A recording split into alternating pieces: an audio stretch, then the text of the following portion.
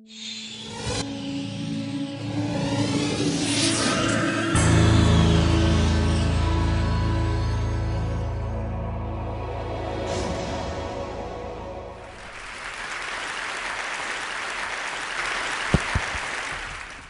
morning. Happy to see so many fine folks out here and so many smiling faces. I have a very peculiar background, attitude, and approach to the real world because I am a conjurer. Now, I prefer that term over magician because if I were a magician, that would mean that I use spells and incantations and weird gestures in order to accomplish real magic. No, I don't do that. I'm a conjurer who is someone who pretends to be a real magician. Now, how do we go about that sort of thing? We depend on the fact that audiences such as yourselves will make assumptions. For example, when I walked up here and I took the microphone from the stand and switched it on, you assumed this was a microphone, which it is not. As a matter of fact, this is something that about half of you, more than half of you, will not be familiar with. It's a beard trimmer, you see, and makes a very bad microphone. I've tried it many times. The other assumption that you made, and this little lesson is to show you that you will make assumptions, not only that you can, but that you will when they are properly suggested to you. You believe I'm looking at you. Wrong. I'm not looking at you. I can't see you.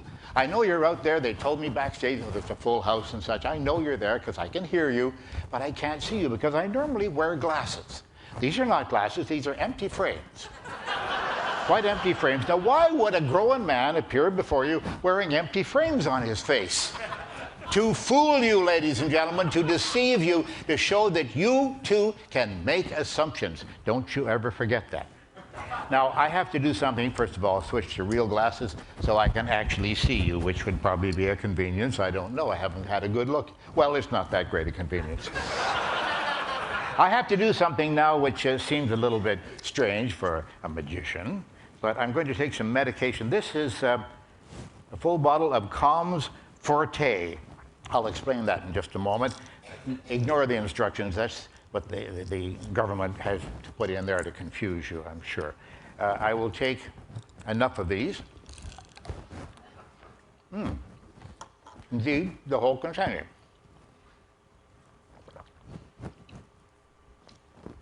"32 caplets of Calms Forte." Now that I've done that, I'll explain it in a moment. I must tell you that I am an actor. I'm an actor who plays a specific part. I play the part of a magician, a wizard, if you will, a real wizard. If someone were to appear on this stage in front of you and actually claim to be an ancient prince of Denmark named Hamlet, you would be insulted, and rightly so. Why would a man assume that you would believe something bizarre like this? But there exists out there a very large population of people who will tell you that they have psychic, magical powers, that they can predict the future, that they can make contact with the deceased. Oh, they also say they will sell you astrology or other fortune-telling methods. Oh, they gladly sell you that, yes. And they also say that they can give you perpetual motion machines and free energy systems. They claim to be psychics or sensitives, whatever they claim. But the one thing that has made a big comeback just recently is this business of speaking with the dead. Now, to my innocent mind, dead implies incapable of communicating. You might agree with me on that. But these people, they tend to tell you that not only can they communicate with the dead, hi there, but they can hear the dead as well, and they can relay this information back to the living. I wonder if that's true. I don't think so, because this subculture of people use exactly the same gimmicks that we magicians do, exactly the same physical methods, the same psychological methods. And they effectively and profoundly deceive millions of people around the earth to their detriment. They deceive these people, cost them a lot of money, cost them a lot of emotional anguish. Billions of dollars are spent every year all over the globe on these charlatans. Now, I have two questions I would like to ask these people if I had the opportunity to do so. First question. If I want to ask them to call up, because they do hear them through the ear, they listen to the spirits like this. I'm going to ask you to call up the ghost of my grandmother, because when she died, she had the family will, and she secreted it someplace. We don't know where it is. So we ask Granny, where is the will, Granny? What does Granny say? She says, I'm in heaven, and it's wonderful. I'm here with all my old friends, my deceased friends and my family, and all the puppy dogs and the kittens that I used to have when I was a little girl. And I love you, and I'll always be with you. Goodbye. And she didn't answer the damn question. Where is the will? Now, she could easily have said, oh, it's in the library on the second shelf behind the encyclopedia, but she doesn't say that. No, she doesn't. She doesn't bring any useful information to us. We paid a lot of money for that information, but we didn't get it. The second question that I'd like to ask, rather simple. Suppose I ask them to contact the spirit of my deceased father-in-law, as an example. Why do they insist on saying, remember they speak into his ear, why do they say, my name starts with J or M? Is this a hunting game, a hunting and fishing? What is it? Is it 20 questions? No, it's more like 120 questions, but it is a cruel, vicious, absolutely conscienceless, I'll be all right, keep your seats, game that these people play, and they take advantage of the innocent, the naive, the grieving, the needy people out there. Now, this is a process that is called cold reading. There's one fellow out there, Van Prague is his name, James Van Prague. He's one of the big practitioners of this sort of thing. John Edward, Sylvia Brown, and Rosemary Altea, they are other operators. There are hundreds of them all over the earth. But in this country, James Van Prague is very big. And what does he do? He likes to tell you how the deceased got deceased, the people he's talking to through his ear, you see. So what he says is very often, it's like this. He says, he tells me before he passed that he had trouble breathing. Folks, that's what dying is all about. You stop breathing and then you're dead. It's that simple. And that's the kind of information they're going to bring back to you? I don't think so. Now, these people will make guesses. They'll say things like, why am I getting electricity? He's saying to me, electricity. Was he an electrician? No. Did he ever have an electric razor? No. It was a game of hunting and questions like this. This is what they go through. Now, folks often ask us at the James Randi Educational Foundation, they call me, they say, why are you so concerned about this, Mr. Randi? Isn't that just a lot of fun? No, it is not fun. It is a cruel farce. Now, it may bring a certain amount of comfort, but that comfort lasts only about 20 minutes or so, and then the people look in the mirror and they say, I just paid a lot of money for that reading, and what did she say to me? I love you. They always say that. They don't get any information. They don't get any value for what they spend. Now, Sylvia Brown is the big operator. We call her the Talons. Sylvia Brown, thank you. Sylvia Brown is the big operator in this field at this very moment. Now, Sylvia Brown, just to show you, she actually gets $700 for a 20-minute reading over the telephone. She doesn't even go there in person. And you have to wait up to 2 years because she's booked ahead that amount of time. You pay by credit card or whatever, and then she will call you sometime in the next 2 years. You can tell it's her. Hello, this is Sylvia Brown. That's her. You can tell right away. Now, Montel Williams is an intelligent man. We all know who he is on television.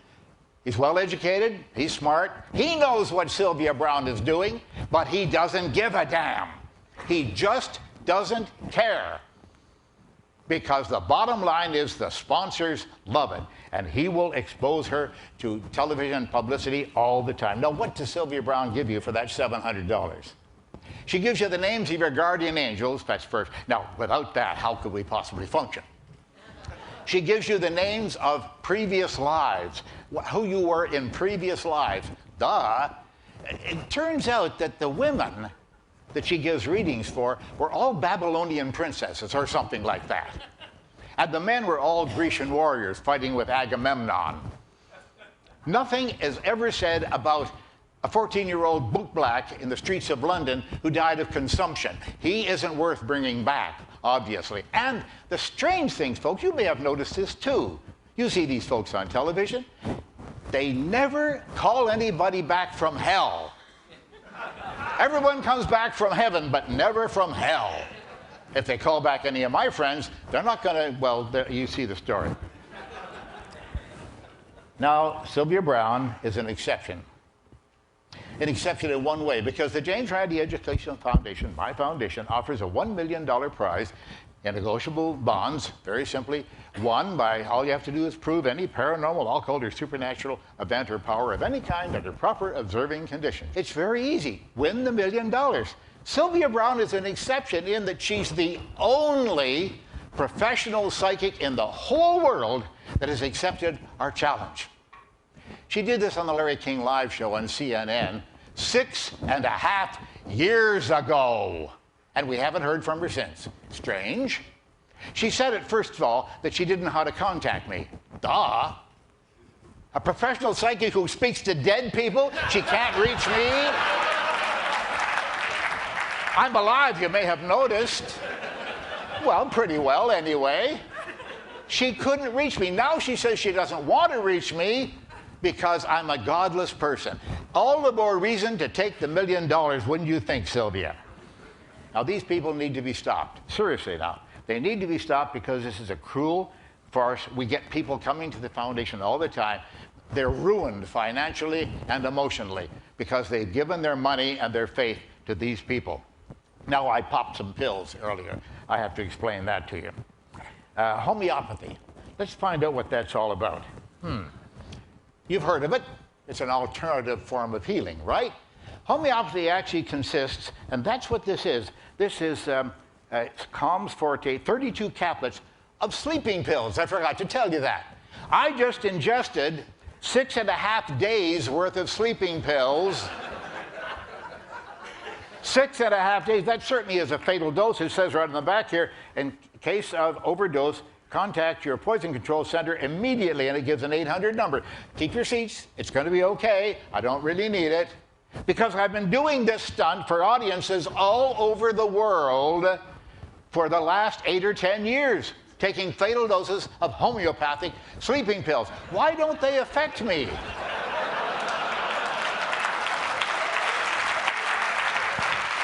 The answer may surprise you. What is homeopathy? It's taking a medicine that really works and diluting it down, well beyond Avogadro's limit, diluting it down to the point where there's none of it left.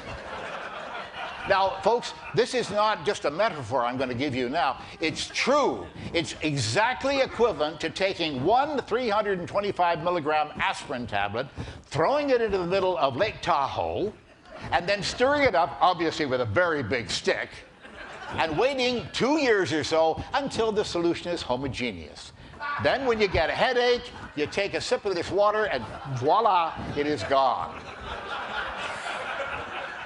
Now that is true. That is what homeopathy is all about. And another claim that they make, you'll love this one. The more dilute the medicine is, they say, the more powerful it is. Now, wait a minute. We heard about a guy in Florida, the poor man. He was on homeopathic medicine. He died of an overdose. He forgot to take his pill. Work on it. Work on it. It's a ridiculous thing. It is absolutely ridiculous. I don't know what we're doing believing in all this nonsense over all these years. Now, let me tell you, the James Randi Educational Foundation is waving this very big carrot. But I must say, the fact that nobody has taken us up on this offer doesn't mean that the powers don't exist. They might, someplace out there. Maybe these people are just independently wealthy. Well, with Sylvia Browne, I would think so. You know, $700 for a 20-minute reading over the telephone, that's more than lawyers make. I mean, that's a fabulous amount of money. These people don't need the $1 million, perhaps, but wouldn't you think they'd like to take it just to make me look silly? Just to get rid of this godless person out there that Sylvia Browne talks about all the time? I think that something needs to be done about this. We really would love to have suggestions from you folks on how to contact federal, state, and local authorities to get them to do something. If you find out, now, I understand, We've seen people even today speaking to us about AIDS epidemics and starving kids around the world and impure water supplies that people have to suffer with. Those are very important, critically important to us, and we must do something about those problems.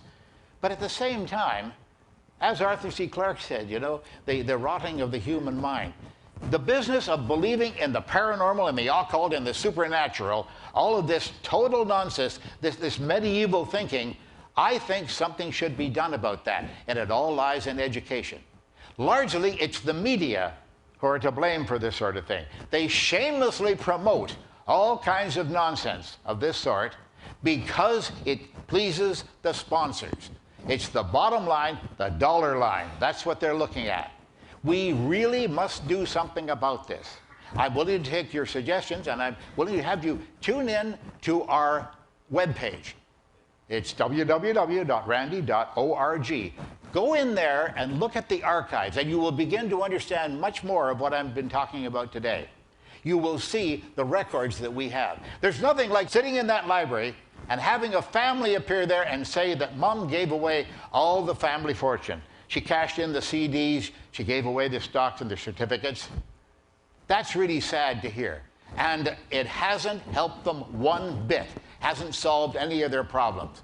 Yes, there could be a rotting of the American mind and of minds all the way around the earth if we don't start to think sensibly about these things.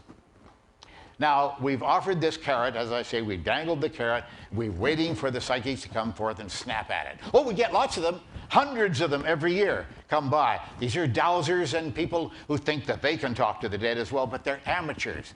They don't know how to evaluate their own so-called powers. The professionals never come near us, except in that case of Sylvia Brown that I told you about a moment ago. She did accept and then backed away. Ladies and gentlemen, I'm James Randi, and I'm waiting.